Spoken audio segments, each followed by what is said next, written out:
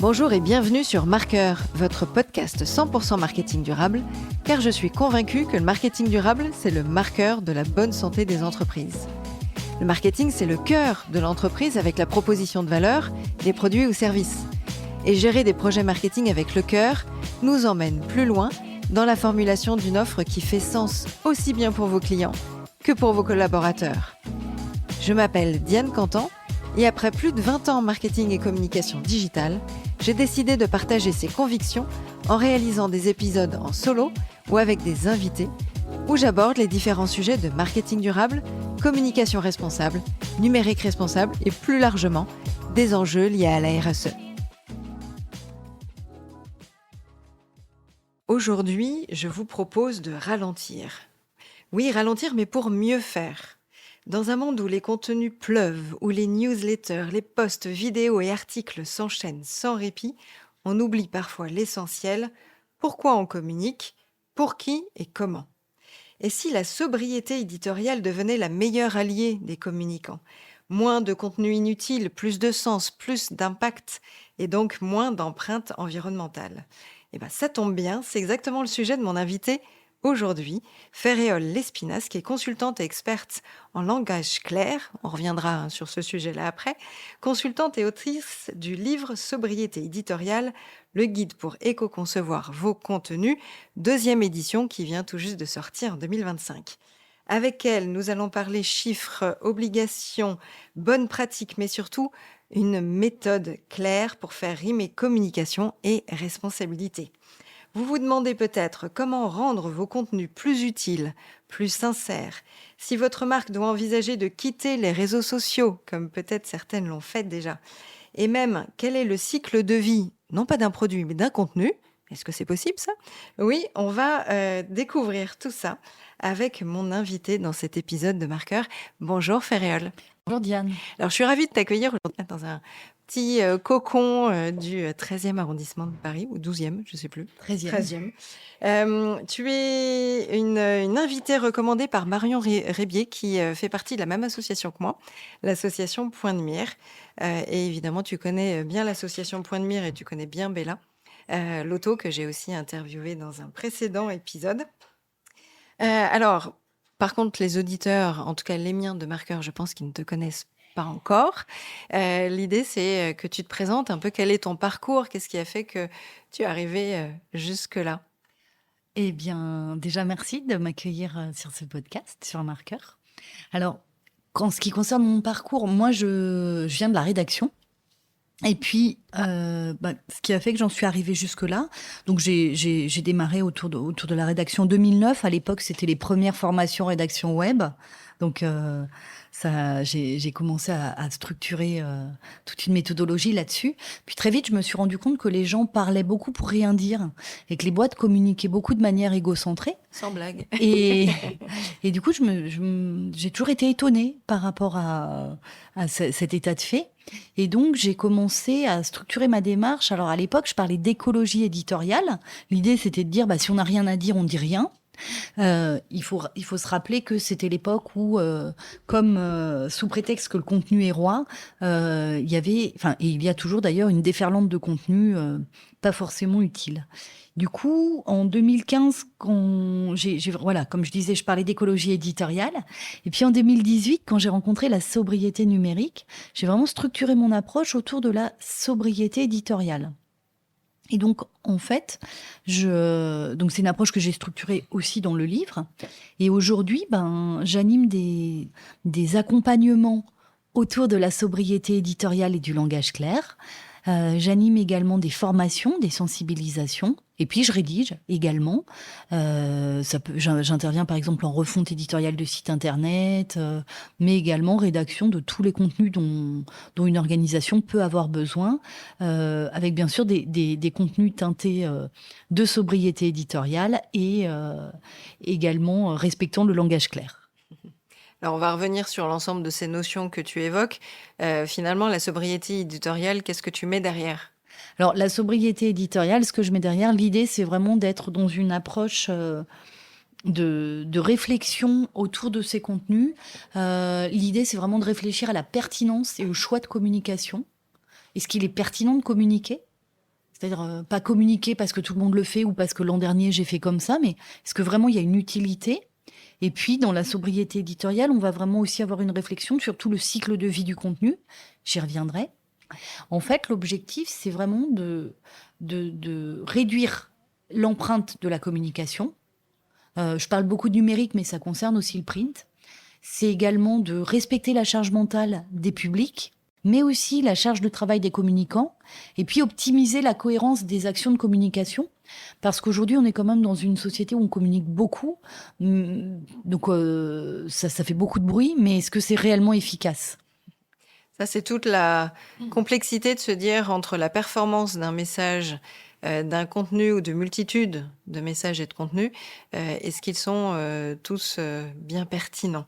Ça, c'est tout un débat. Effectivement. Est-ce que justement tu as quelques, chiffres, clés là-dessus? Tu parlais de charge mentale, c'est hyper Oui. important. On est tellement dans une société avec, des burn-out, à répétition, des équipes qui se sentent pressurisées, à tort ou à raison, mais, je parle là des équipes, marketcom ou des communicants. Quels sont les enjeux ou quelques chiffres, clés que tu as?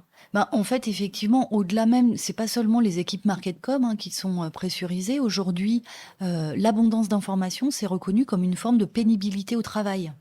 Et il y a, dans les premières enquêtes, la première enquête a été faite en 2024 par la Fondation Jaurès, il y a par exemple 26% des actifs qui se disent submergés d'informations.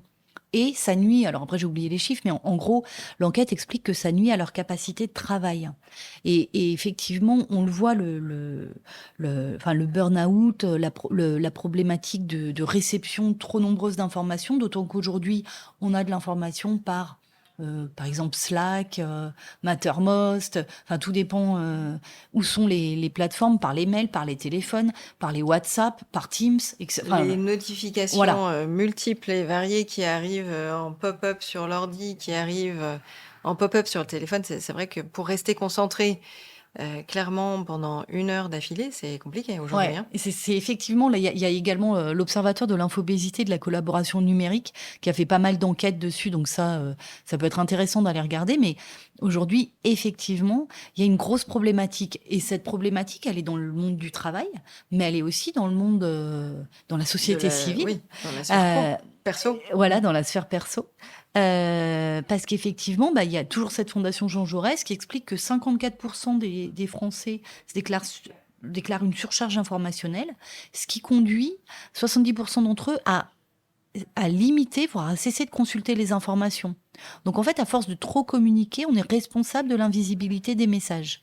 Et d'après moi, c'est vraiment hyper important d'avoir ces chiffres en tête, d'autant que on s'aperçoit, et ça c'est une enquête qui a commencé en 2018, il y a 96,5% des pages du web qui n'ont pas de trafic.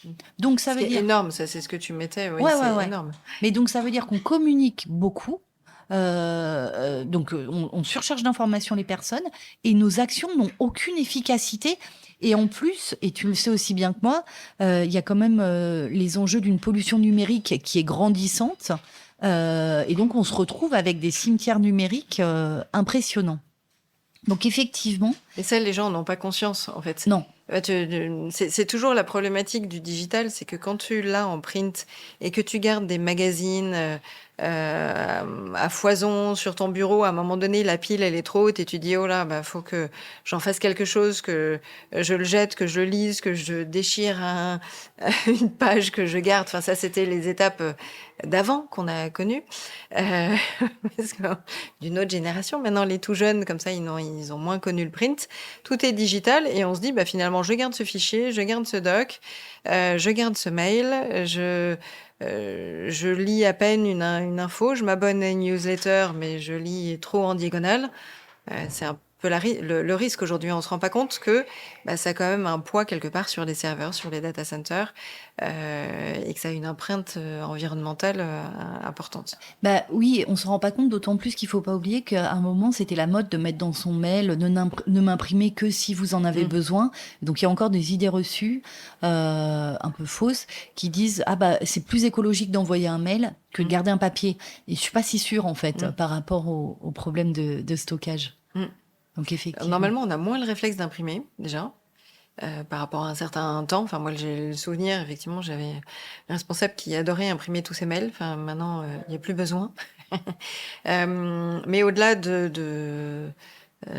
l'impression, c'est oui, c'est la page du site web que tu citais. Et il y en a plein qui sont créés pour une opération, pour une promotion, pour un lancement de produit, pour un lancement d'événement. Et après, on se dit, bah, finalement, l'événement est passé. Qu'est-ce qu'on a fait de cette page-là? Ouais. Elle est toujours là. Est-ce qu'elle est encore utile? Pas forcément. Ouais, effectivement, il y a pas de nettoyage. Enfin, c'est pas encore un réflexe le nettoyage des contenus Ah non. sur le web. Alors, est-ce que justement, si on parle de ça, on avait prévu d'en parler un peu plus tard, mais c'est pas grave, sur le cycle de vie d'un contenu, c'est pas naturel. Déjà, cette notion de cycle de vie, maintenant, elle commence à être bien ancrée dans les équipes marketing, notamment sur un cycle de vie d'un produit. Entre je fais attention aux matières premières que j'utilise, d'où elles viennent, son origine. On a de plus en plus ces réflexes-là, que ce soit produits alimentaires, produits vestimentaires. Il y a pas mal de débats en ce moment et des lois sur ces sujets-là qui sont en train de passer. Mais finalement, sur un contenu qui va être digital, on va pas penser naturellement au cycle de vie du contenu. Et alors, bah, comme on en a discuté, c'est l'objet d'une bonne pratique du livre, la bonne pratique 46. En fait, l'idée, c'est vraiment, dans le cycle de vie du contenu, l'idée, c'est dès la création du contenu, penser à tout son cycle de vie et également à sa fin de vie. C'est-à-dire que quand je crée mon contenu, je pense au moment où je vais le mettre à jour, où je vais vérifier que les informations sont pas obsolètes. Je vais vérifier aussi à quel moment c'est utile peut-être de le décliner dans un autre format pour le réemployer ou de l'archiver, voire de le supprimer. Et ça, effectivement, en marketcom, on se concentre sur un lancement, sur une nouveauté, mais on pense pas à tout ce travail d'entretien du contenu. Et en fait, c'est hyper important d'entretenir son patrimoine éditorial. Et c'est ce qui permet vraiment justement de lui donner de la puissance à son patrimoine éditorial. Et c'est quelque chose qui est souvent négligé. Et parce qu'aussi, souvent, il n'y a pas de processus de gestion du contenu. Il n'y a pas de gouvernance de cycle de vie du contenu parce que ça prend du temps. Donc ça, il faut aussi l'intégrer dans ses pratiques. Donc, avant de supprimer une page, c'est de se dire, au cas où certains avaient conservé l'historique de la page ou veulent revenir dessus, on pense à une redirection vers une autre page. Mais quand un contenu ou une page est obsolète, parce que l'événement est passé ou le lancement du produit est passé, régulièrement, c'est quoi ta reco? C'est de se dire une fois par an, une fois tous les 6 mois, c'est une fois que l'événement est passé? Il faut que ça devienne un réflexe. Enfin, tu vois, Oui, concrètement, c'est effectivement. quand ce que Alors, tu recommandes? effectivement, le mieux, c'est de le faire quand même, si on peut, au fil de l'eau, pour éviter de se retrouver avec une montagne à gravir, avec tellement de contenu à supprimer. L'idée, ça va être de se dire aussi, comme tu le dis, quand c'est pertinent, je fais une redirection vers un contenu plus récent. Et par contre, il faut pas hésiter, s'il n'y a pas de pertinence, à supprimer le contenu. Ce qui d'ailleurs est bon pour le référencement. Et donc, effectivement, c'est vraiment des réflexes à avoir, à mettre en place. Oui, parce qu'une multitude de pages, c'est pas ça qui va faire que le site de l'entreprise ou de l'organisation va être plus visité. Effectivement, non. D'ailleurs, moi, je le vois quand je fais des audits et puis des refontes de sites. Supprimer des pages qui sont inutiles, hein, bien sûr pas les pages stratégiques, c'est bon pour le référencement parce que dans ces cas-là, les moteurs se concentrent sur les pages restantes et du coup, ça permet de les rendre beaucoup plus visibles. Sur le cœur, sur l'essentiel. Voilà. On revient au basique. Voilà, effectivement. Alors ça, du coup, ça me fait penser un peu à toutes tes premières bonnes pratiques, parce qu'il y en a 48 du coup dans cette deuxième édition. D'ailleurs, il y en avait 50 dans l'édition précédente. Pourquoi tu as voulu faire une deuxième version? Une deuxième version. En fait, la première version, je l'ai éditée en 2020, je l'ai publiée en 2022. J'ai eu la chance d'avoir la relecture des designers éthiques. Je pense à Aurélie Baton et Anne Faubry. Mais quand j'ai édité cette édition, il y avait des bonnes pratiques qui étaient des intuitions. En 3 ans, j'ai pu vraiment avoir de l'expérimentation terrain, des retours, avoir vérifié ce qui fonctionnait ou pas. Également, ma méthodologie a mûri, en fait. Elle s'est consolidée. Donc, pour moi, c'était important de faire une deuxième édition. Ce qui s'est passé pour cette deuxième édition, c'est que j'ai révisé l'ensemble des bonnes pratiques avec un groupe de travail. Ensuite, il y a eu la relecture de professionnels du secteur. Bah, tu citais Bella tout à l'heure, par exemple, mais il y a eu aussi des membres de l'AGIT, un expert RGESN, toujours les designers éthiques, donc l'INR, il y a eu les conseils de Green IT. Donc, ça m'a vraiment permis d'avoir le regard des experts de la profession. Et également, dans cette deuxième édition, donc en plus de la révision de toutes les bonnes pratiques, de la consolidation du discours, j'ai rajouté 3 chapitres, un sur les réseaux sociaux, un sur le print. Parce que au début, J'étais très axée web. web, voilà. Donc là, l'idée, c'était de dire, bah tiens, ces bonnes pratiques-là peuvent être axées aussi réseaux sociaux ou print. J'ai rajouté aussi une bonne pratique sur l'IA générative.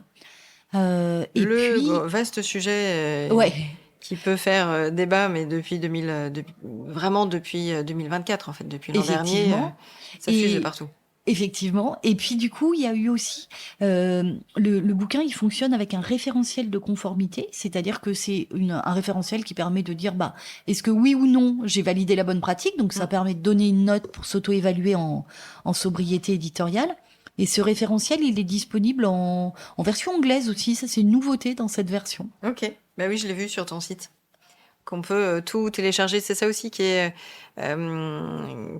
chouette avec toi, avec ce guide. C'est certes, vous avez tout intérêt à l'avoir en main propre. Hein. Moi, c'était ta première réflexion. Tu dis, oh bah dis donc, il y en a des post-it dans le bouquin.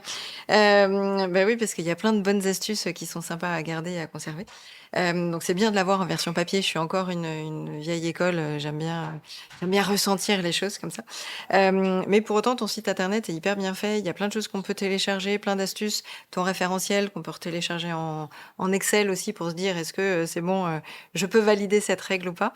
Et oui, tu l'as aussi en version anglaise. Tout à fait. Alors, est-ce qu'il y a des obligations, est-ce qu'il y a des lois qui fait que quand on est communicant, on peut peut-être passer à côté?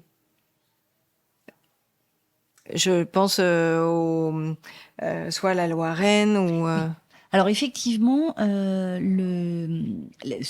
ce qui concerne les obligations, en 2022, il y a la loi Rennes. Donc la loi Rennes, c'est réduction de l'empreinte environnementale du numérique. Elle invite toutes les collectivités, elle oblige toutes les collectivités de plus de 50 000 habitants de se doter d'une stratégie numérique responsable.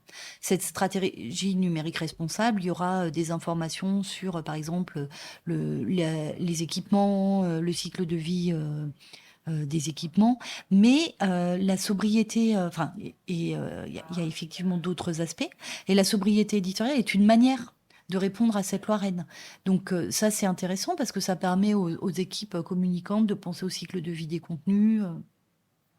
Donc ça fait que bon nombre de personnes de la communication publique se sont emparées du sujet.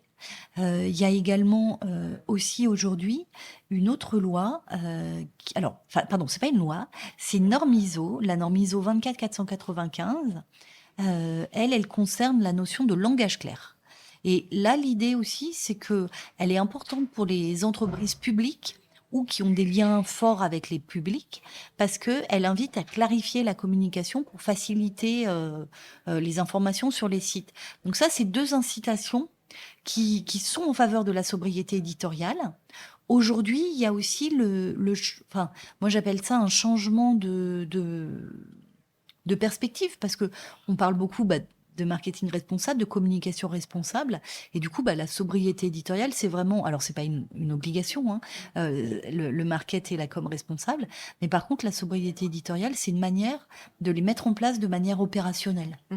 C'est une façon d'être droit dans ses bottes quand on met en place une démarche RSE et de se dire, je le fais jusqu'au bout des ongles. Effectivement, on est totalement là-dedans. Ouais. Ouais. Il y a ça, il y a le fait aussi d'attirer les générations 30, parce que aujourd'hui, elles sont quand même beaucoup plus impliquées dans ces notions-là.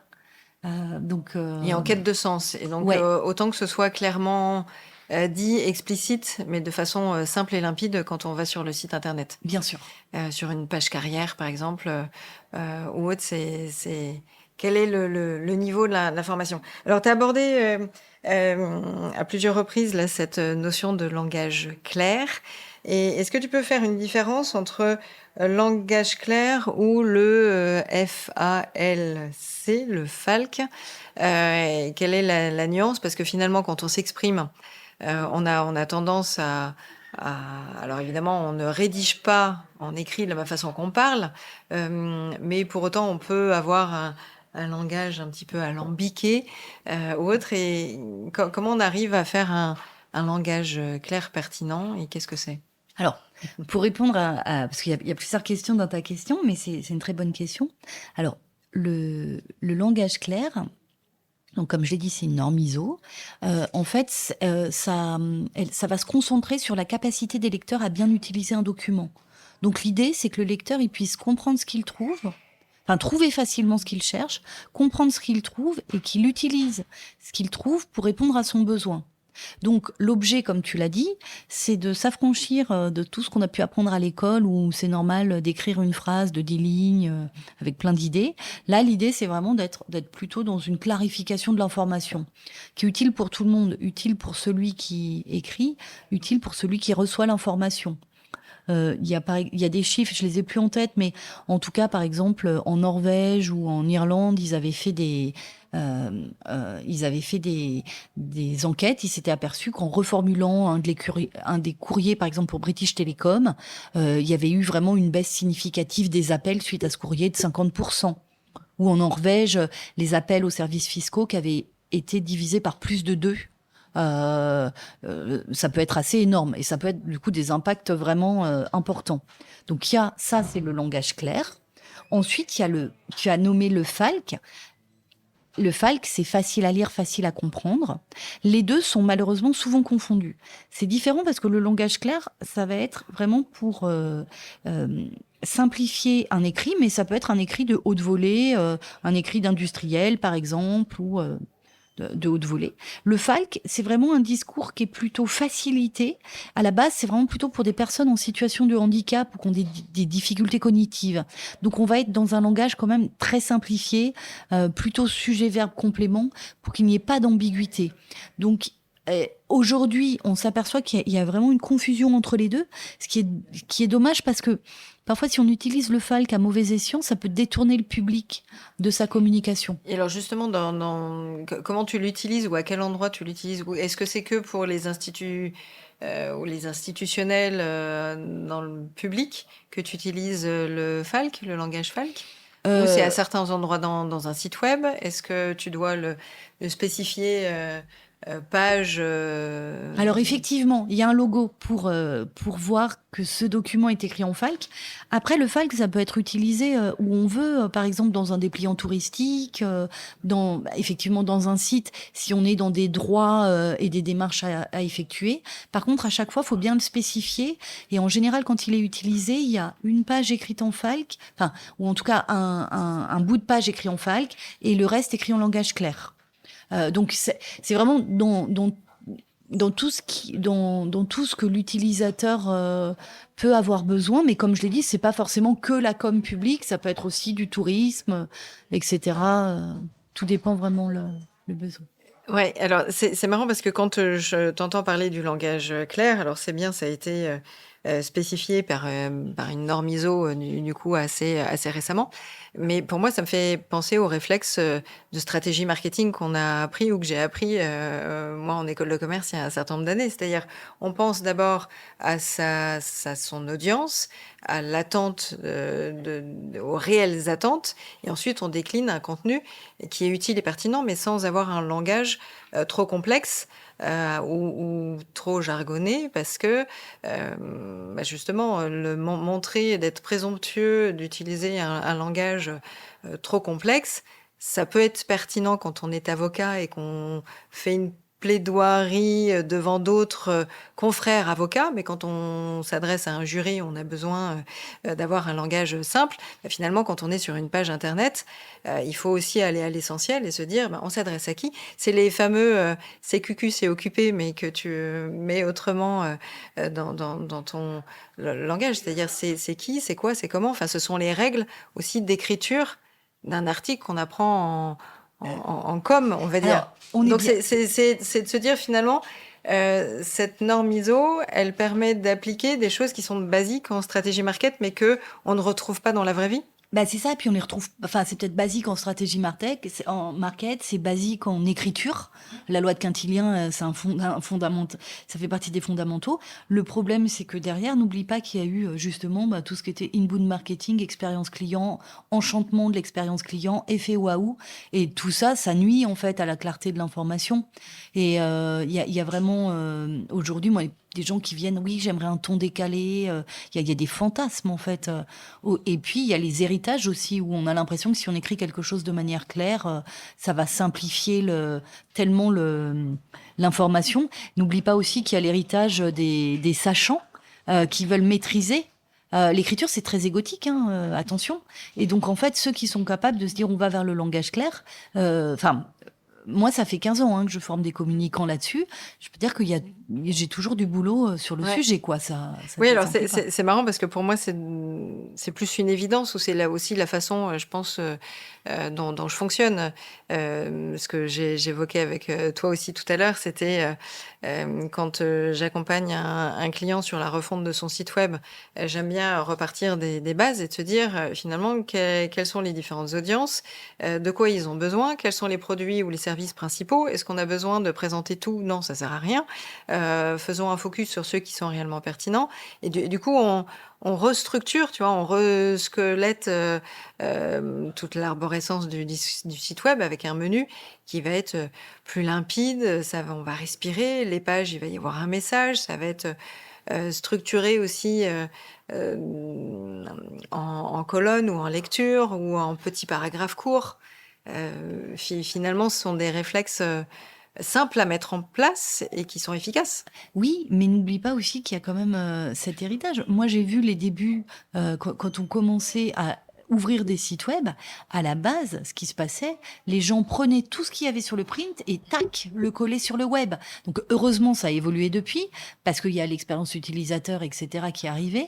Mais n'oublie pas qu'il y a toujours cette envie de trop en dire, cette difficulté. Et puis, il y a aussi le fait que c'est difficile. Enfin, moi, je le vois, hein, j'accompagne régulièrement également des refontes de sites. C'est difficile de prendre du recul sur son activité, de se dire, là, je m'arrête. L'utilisateur, il a besoin que de ça. Le reste, ce sera peut-être dans une autre transaction, un téléphone ou un mail direct, etc. C'est difficile parce que les personnes veulent trop en dire. Et puis, il y a toujours aussi en communication marketing le besoin de reconnaissance. Donc, le besoin de dire j'ai fait. euh, et et qui parfois peinent à se concilier avec les besoins de l'utilisateur. Ouais. Non, je suis d'accord. Et c'est aussi pour ça qu'on a besoin de consultants externes comme toi au sein des entreprises. C'est parce que tu parlais de ce recul, il y a besoin d'avoir cette prise de hauteur, d'être en dehors de l'organisation et de se dire, attends, stop, on fait pause là, on regarde, on fait un état des lieux et on se dit, bah, est-ce que c'est toujours pertinent ou pas? Alors, j'aimerais venir un petit peu à finalement, quels sont les 4 piliers ou les astuces de ta méthodologie qui est hyper bien expliquée? Alors, effectivement, souvent je dis qu'il y a 4 piliers à la sobriété éditoriale. Le premier, c'est l'authenticité, la sincérité. L'idée, c'est d'être vrai dans sa com, c'est d'arrêter de vouloir trop en faire. C'est d'être aussi dans cette notion de communiquer à la base, ça veut dire mettre en commun. Ça veut pas dire parler de Raconter tout et soi et n'importe se mettre quoi. en avant. Donc l'idée, c'est vraiment d'être vraiment avec la volonté sincère de servir l'autre. C'est également d'être transparent dans sa com, c'est également de chercher sa singularité, de la mettre en avant. À force de parler de benchmark dans tous les sens, les marques se ressemblent, se ressemblent toutes. Là, l'idée, c'est vraiment d'être lié à sa propre identité, de manière authentique et sincère. Et ça nécessite de revenir aux basiques, que tu expliques dans ton étape 1, qui est en lien avec la gouvernance, sur les valeurs, la mission, la vision, la raison d'être. Voilà, si le haut est bien fait, tout ce qui va en découler sera limpide et sincère Bien normalement. évidemment, ouais, ouais. Et après, la deuxième étape, enfin la deuxième pilier, moi je parle toujours de l'utilité. Est-ce que ce que je dis, c'est utile pour mon public? Est-ce que c'est utile aussi pour servir mes propres objectifs? Il faut pas non plus s'oublier. La troisième étape, le troisième pilier, on va être sur la clarté. Alors là, on va encore une fois s'appuyer sur les bonnes pratiques de langage clair. Et l'idée, c'est d'être dans quelque chose de simple. C'est ce qui amènera d'ailleurs de la qualité. Et puis en quatrième pilier, je parle souvent de la... Enfin, enfin, en tout cas, c'est pour moi, c'est vraiment cette notion d'éco-conception. C'est-à-dire dimensionner au juste besoin, en fonction des résultats que je suis censée obtenir. C'est pas mettre en place des machines à gaz. C'est vraiment réduire le nombre de supports, euh, limiter à ce dont à ce qui est nécessaire. C'est aussi réfléchir à sa fréquence de publication, comment je peux l'optimiser en fait. Mmh. C'est vrai que si je prends l'exemple des réseaux sociaux, alors même si tu es sur le, majoritairement sur le web, il y a toute une partie, réseaux sociaux dans ton guide. Si je prends l'exemple de LinkedIn que je connais bien, il était un temps où les algorithmes, plus tu publies, tous les jours, mieux c'est et cetera. Finalement là sur 2025, l'algorithme change un peu. On n'a pas besoin de publier tous les jours, mais on prône davantage la qualité du contenu. Et je dirais, mais enfin, mais enfin, parce qu'en fait, en communiquant, on est, euh, enfin, ça devient de l'absurde de se dire, il faut communiquer. Il faut que je publie X fois par jour, par semaine, pour être vu, pour remonter dans ces fameux algorithmes. Est-ce que c'est voilà, est-ce que c'est pertinent? Pas vraiment. Est-ce que ça a été utile? Pas forcément. Combien de leads, j'ai réellement obtenus? Voilà, est-ce qu'on a besoin d'autant? Non, moi je pense il y a vraiment l'effet de se rassurer. Moi, je suis exaspérée, tu parles de LinkedIn, mais il y a beaucoup de gens qui suivent des méthodes où ils vont se mettre à poster très régulièrement. Alors d'abord, on va parler de son échec, ensuite de sa réussite, ensuite d'un truc perso, ensuite le post coup de gueule, etc. C'est complètement fake. Et en fait, pour beaucoup, c'est vraiment l'idée de se rassurer. Dernièrement, quelqu'un me disait, parce que j'étais exaspérée par ces posts, et quelqu'un me disait, oui, mais c'est normal, parfois, ça permet d'avoir le regard des autres, etc. Je pense que bah, dans ces cas-là, le besoin, le regard des autres, c'est bien de l'avoir dans la vraie vie. C'est pas la peine de le faire sur les réseaux et de polluer. Oui, de demander à son entourage proche, Voilà, c'est ça. qu'on oublie souvent, Ouais. de solliciter. C'est vrai que c'est souvent des questions que je me pose, de me dire: «Tiens, sur LinkedIn, comment je publie ou je devrais publier davantage?» Et en fait, j'ai une sorte d'effet repoussoir en ce moment, de me dire: «Oui, je publie quand, il y a les épisodes de podcast. Je devrais publier, davantage sur du contenu qui me paraît pertinent», mais à chaque fois, je me pose la question et du coup, je publie pas. Du coup, j'écris rien. Et en plus, on a, l'IA aujourd'hui qui arrive avec, une sorte de gain de temps, sur la rédaction ou de l'automatisation de rédaction, mais qui fait que, je pense, on délie le message, d'origine et finalement, au lieu d'avoir, 5 posts, rédigés par l'IA qui, veulent dire le même message, autant, en avoir un plus court qu'on a réfléchi, nous, et qu'on publie derrière. Oui, d'autant qu'on se retrouve avec beaucoup de contenu uniformisé. Mais ça, c'était. Enfin, aujourd'hui, il y a l'IA, mais il y a toujours eu des outils pour aider la rédaction, euh, faisant des outils faisant pardon des contenus de faible qualité, écrits de manière un peu toute semblable. C'est ce qui se passe aussi avec l'IA si on la maîtrise pas forcément bien. Donc, on se retrouve avec encore plus de contenu inutile, peu pertinent, et c'est pas ça qui va qui va aider et qui peut même être pertinent en termes de stratégie marketing. On n'a pas de retombées réelles de ces surpublications, en fait. Mm. Alors, sur l'ensemble de tes bonnes pratiques, est-ce que tu en as certaines que tu as envie de mettre en avant pour les auditeurs? Bah, et d'ailleurs, ça répond à ce qu'on vient de se dire, hein. Pour moi, il y a toujours, je m'appuie toujours sur les 3 U. Donc, la bonne pratique 7, c'est le contenu est utile pour l'utilisateur. Mhm. Donc ça, pour moi, elle est très pertinente parce que l'idée, c'est de se dire, bah, est-ce que je vais vraiment apporter quelque chose avec de la valeur ajoutée à mon utilisateur qui me lit? Il y a la bonne pratique 19 sur le côté utilisable. Est-ce que mes contenus sont faciles à utiliser? Est-ce que du coup l'utilisateur pourra facilement effectuer son action avec ce que j'ai écrit? Là, tu penses notamment au call to action dans une page web ou sur un emailing? Au-delà du call to action, c'est la manière dont je présente mon information. Est-ce que rapidement, je peux trouver ce que je cherche? Hmm. Tu vois, c'est plus global. Est-ce que via le titre, c'est suffisamment clair de ce que je vais trouver en dessous? Par exemple, il y a également la notion d'utiliser. Est-ce que le contenu est utilisé régulièrement? Donc ça, c'est un marqueur qui est intéressant parce que donc on retrouve les 3 U qui sont chers à l'éco-conception: utile, utilisable, utilisé. Donc ça, c'est la bonne pratique 48. Elle parle de l'évaluation de l'efficacité du contenu. Bah, l'idée, c'est de se dire, si mon contenu que j'estime être important n'est pas visité, peut-être qu'il faut que je l'améliore. Peut-être qu'il faut que je le supprime aussi, mais sans doute, c'est qu'il faut que j'aille l'améliorer. Comprendre pourquoi les publics n'y vont pas. Il y a aussi une bonne pratique qui concerne le langage clair, sur la structure des phrases, la bonne pratique 24, qui est aussi pertinente. Ça, déjà, pour moi, c'est des fondamentaux à mettre en place pour une communication plus sobre. Ouais. Et bah ça donne déjà pas mal d'astuces sur comment débuter, enfin, ou par où débuter. Ouais. Hormis l'aspect gouvernance qu'on a cité en amont, Bien sûr. de se dire tout est clair là-dessus. Et c'est vrai que c'est un des risques souvent, ou un des biais, c'est que au niveau des équipes, on a des juniors qui sont pas forcément formés ou au courant sur ces points-là.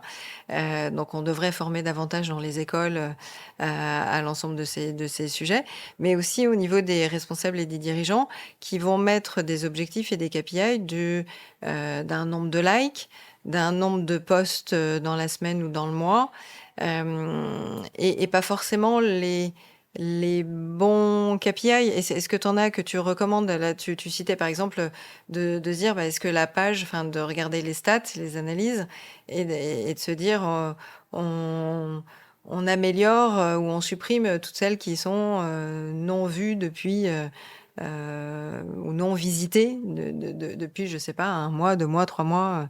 Alors, Est-ce que tu as des KPI que tu recommanderais plutôt à suivre? oui, alors en fait déjà il y a plusieurs questions dans ce que tu disais. Aujourd'hui effectivement on est toujours dans l'héritage de la com paillette et de la surproduction de contenu. Donc à l'école c'est ce qu'ils apprennent, ils sont biberonnés au calendrier éditorial.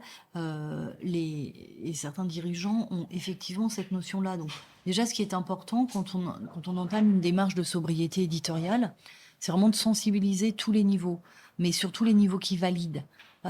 Parce que, et les services aussi, par exemple, pour comprendre, bah tiens, avant on faisait de la com comme ça, demain on fera autrement. Ensuite, sur les KPI, bah, je pense qu'effectivement, on peut pas. Enfin, aujourd'hui, il est temps de sortir de ces KPI liés à la quantité.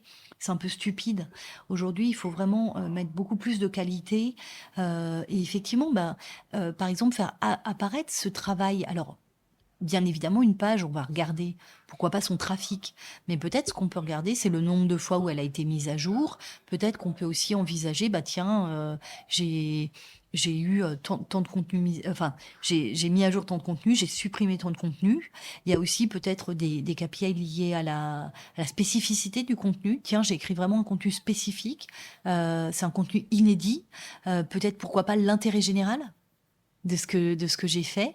Après, ça peut être aussi, bah tiens, montrer que supprimer du contenu, c'est impertinent. Donc, quand j'ai supprimé du contenu, bah, je montre après les thématiques qui ont émergé suite à des suppressions de contenu. Parce qu'après, supprimer un contenu parce qu'il n'a pas été vu, ça peut être compliqué. Je te donne un exemple lié à la com publique. Parfois, la page accouché sous X d'un département, elle sera pas beaucoup vue. Mais par contre, il faut qu'elle soit présente parce que il y a une Parce personne qu'elle est par an essentielle. qu'on aura besoin. Mm. Donc c'est pour ça que ça demande de la finesse aussi. Oui, c'est pas qu'une question de stats et de se dire toutes elles qui sont en dessous de X pourcent de taux de trafic, on les supprime. Ouais. Il y a une réflexion réellement sur le contenu. Mais ce qui me semble normal, on va Ouais. dire.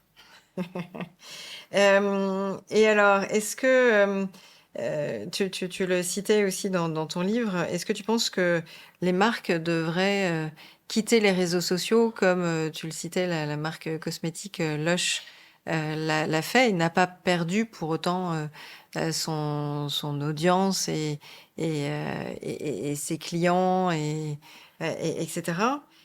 Parce que c'est vrai, on pense souvent potentiellement à tort qu'une multitude de messages va améliorer la visibilité ou la notoriété d'une marque. Qu'est-ce que tu penses de tout ça? Ben, je pense que, alors, pareil, quitter les réseaux sociaux, peut-être pas forcément. Par contre, en revanche, faire le point sur les plateformes sur lesquelles je vais aller ou pas en tant que marque. Par exemple, est-ce que c'est obligé que je reste sur Twitter X, etc. Je pense aussi, par exemple, à Rennes Métropole qui ont décidé de ne pas être sur TikTok en l'assumant totalement dans leur charte. Donc, la question qui va se poser, c'est où est-ce que c'est pertinent que j'aille? Est-ce que c'est pertinent que j'aille, par exemple, sur Peertube pour mes vidéos ou sur YouTube. Il y a aussi une question d'éthique. Il y a aussi donc pour moi, c'est vraiment à raisonner. Peut-être qu'il faut que tu précises ce que c'est que Peertube pour tous ceux Peertube, qui ne connaissent pas. c'est une alternative éthique à YouTube. Euh, et du coup, l'idée, c'est donc ça va être sur quelle plateforme je vais, à quelle fréquence j'alimente cette plateforme, parce que on peut aussi se dire bon bah je reste sur telle plateforme, en revanche je fais un post par semaine, enfin voilà. Mais ça, on peut se le poser pour tous les supports de communication, sur la newsletter aussi. C'est pertinent de la garder. Par contre, c'est se dire bah est-ce que je publie toujours autant? Qu'est-ce que je peux enlever dans les publications qui n'est pas très utile? Et d'après moi, c'est plutôt ça la question parce que malheureusement aujourd'hui, moi j'adorerais que tout le monde soit sur Mastodon et qu'on puisse communiquer librement sur ce réseau. Le problème, c'est que c'est pas le cas. Et donc, pour se faire entendre du plus grand nombre, c'est important d'aller aussi sur des réseaux des réseaux plus Classique. mainstream, classiques, parce que sinon, ça veut dire aussi que des acteurs peuvent s'emparer de la parole sur ces réseaux, occuper tout l'espace. On l'a vu notamment, je pense aux dernières enfin, c'était aux dernières élections, où il y avait des prises de parole qui avaient pu séduire les jeunes sur TikTok, par exemple. Oui, ça c'est tout un problème de quelle audience sur quel réseau et en fonction de la marque et du message, est-ce que c'est utile, pertinent d'y être ou pas par rapport à notre position, à notre positionnement, à notre stratégie. Bien sûr. Est-ce que tu as d'autres points que tu aimerais aborder avant qu'on parle de mes questions classiques? Eh ben écoute, non, je suis pas sûre. Je crois qu'on a fait un joli tour sur le sujet. En tout cas, voilà, pour moi, ce qui m'importe pour résumer, c'est vraiment se dire bah, comment en communication on peut aussi faire notre part. Comment on peut aussi se dire, bah, de toute façon, les entreprises, les organisations ont besoin de communiquer, les institutions, elles ont besoin de porter une parole, ça c'est sûr. Mais par contre, comment nous, on peut faire notre part pour redonner confiance en ces paroles-là. Et puis, donc, du coup, l'objectif, c'est vraiment de se dire, bah voilà, comment je peux être plus responsable dans toutes mes actions de communication. Il y a des marges de manœuvre et c'est important de pouvoir s'en saisir. Je l'entends bien. Donc pour tous ceux qui souhaitent creuser sur l'ensemble des bonnes pratiques que Ferrol a citées, parce que tu as fait un zoom sur certaines, mais du coup, il y en a 48 au total, donc à creuser, à s'inspirer, à s'imprégner, eh bien, je vous conseille d'aller sur le site sobriété-éditorial.fr et vous pourrez commander le guide, trouver plein d'infos. Dans les ressources, vous verrez également énormément de contenu et qui sont comme ça mis à disposition. Donc ça, c'est top. Merci Féréole pour tout ça. Donc c'est parti pour la séquence questions liées à marqueur. Et bah ouais. Allez, c'est Je te parti. laisse m'en parler. Donc mon podcast se nomme Marqueur, aborde le marketing durable entre autres, mais qui est le marqueur de la bonne santé des entreprises, et aussi parce que quand on fait le marketing avec le cœur, évidemment, on embarque tout le monde de façon plus durable. Est-ce que ça t'inspire, ce nom-là, le marqueur? Tu l'as cité tout à l'heure d'ailleurs. Ouais. Bah, en fait, je pense que c'est important parce que pour moi, c'est vraiment cette notion d'alignement et d'intégrité qu'il y a. Et c'est pour ça que c'est important. Tu parlais au démarrage de toute stratégie de contenu. L'intérêt, c'est de se dire bah, qui je suis en tant qu'organisation, intimement, quelles sont mes valeurs, comment j'ai envie de m'inscrire dans le respect des limites planétaires, comment j'ai envie de contribuer au bien commun, qu'est-ce que vraiment, comment je me mets au service de l'autre. Et pour moi, c'est ça le déclencheur le déclencheur de toutes les stratégies. Et quand on est aligné, bah, effectivement, les actions se déroulent de manière fluide et puis on attire les personnes avec lesquelles on doit travailler, en fait. C'est le principe du marketing, c'est de se mettre à la place de l'autre et du coup d'imaginer ce qui peut être le plus bénéfique pour lui, mais enfin, d'un point de vue humain, j'aime beaucoup ta notion de charge mentale qu'on citait tout début. C'est non seulement la charge mentale des collaborateurs de l'organisation, mais en même temps la charge mentale de celui qui va le lire et qui va être soit submergé, soit libéré, soit il va se dire là j'ai appris un truc, c'était hyper pertinent et je vais jusqu'au bout de l'article, alors que souvent on s'arrête au début et on est fainéant parce qu'on a un surplus d'informations et qu'on n'a pas envie d'aller plus loin. Donc il y a cette notion-là évidemment de faire attention à l'autre. Et aussi dans ce but de faire attention à la planète, de là où on est, et les ressources qui sont souvent visibles avec sa notion de digital. Est-ce que tu aurais un éco-geste que tu aimerais partager alors que tu fais vie pro, vie perso Bah déjà, ouais, pour moi, c'est vraiment lié à la notion de pause numérique. Déjà, comment je supprime toutes les notifications de mon téléphone et de mon ordi. Moi, par exemple, sur mon téléphone, j'ai pas les mails pro et j'ai aucun réseau social. Et c'est chouette. Et du coup, je pense que c'est important d'aller plus loin et parfois de faire des semaines sans téléphone. Donc ça, tu le suis, tous tes réseaux, tu les suis uniquement que sur... Moi, j'ai qu'un réseau de toute façon, j'ai LinkedIn. Ouais, Et donc je le suis que sur l'ordinateur. Et c'est tout. Et en fait, ça fait depuis des années, hein, pareil pour les mails. Ça me permet vraiment de pouvoir couper et de ne pas être complètement accroché au téléphone. Et du coup, au-delà de cet éco-geste, pour moi, il y a vraiment aussi le fait de toujours se poser la question avant d'envoyer un message pour pas rajouter au bruit ambiant. Et ça aussi, ça fait partie des éco-gestes, en plus de la pause numérique. Ça me fait penser à quand tu ouvres la bouche, tourne ta langue 7 fois avant d'ouvrir la bouche. Est-ce que c'est réellement pertinent, Ouais. utile ou pas? Finalement, quand on écrit un mail ou une newsletter, un emailing, une page, un post, oui, reposer cette question-là fondamentale de l'essence même du message, du contenu. C'est important. Et alors, est-ce que tu as pensé à un invité ou plusieurs que je pourrais convier sur un futur épisode? Et donc, ça peut être aussi bien autour du marketing durable, de la communication, du numérique, de l'aspect RSE au sens large, le côté RH management pour aider les équipes. Alors ouais, je pense à deux personnes. Je pense à Floriane Didier de l'association Lève les yeux, parce que c'est une association qui travaille pour comment dire, faire lever les yeux des écrans, notamment auprès des jeunes. Et je trouve que c'est d'utilité publique et d'intérêt général ce qu'ils font. Et je pense aussi sur la conduite du changement à Christine Ebadi de Homoléa, qui travaille sur les organisations bio-inspirées et sur la coopération avec un message particulièrement fécond et qui m'inspirent beaucoup aussi. Deux futurs invités très, très sympas, que j'aimerais bien effectivement interviewer prochainement. Ça pourrait être très chouette. Si on a un petit mot de la fin, est-ce que tu as envie d'évoquer quelque chose? Écoute, je suis pas sûre. Je pense que là, on a fait le bon tour de la question.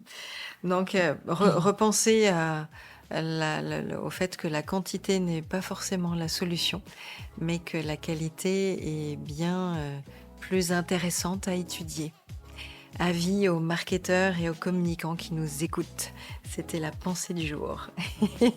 Eh bien, merci beaucoup, Féréole. Eh bien, merci beaucoup, Diane. À très bientôt. Oui, à bientôt. Au revoir. Merci d'avoir écouté jusqu'au bout cet épisode. J'espère que mon invité ou mes invités vous ont inspiré et donné envie de passer à l'action. Alors, n'hésitez pas à mettre 5 étoiles sur votre plateforme d'écoute favorite. Vous pouvez évidemment me laisser un message sur LinkedIn ou Instagram en m'indiquant les sujets que vous aimeriez que j'aborde et les invités que vous aimeriez entendre. J'ai besoin de vos likes et abonnements pour faire connaître mon podcast. Alors, n'hésitez pas à en parler autour de vous et à partager sur les réseaux sociaux. Allez, je vous dis à très vite. Ciao!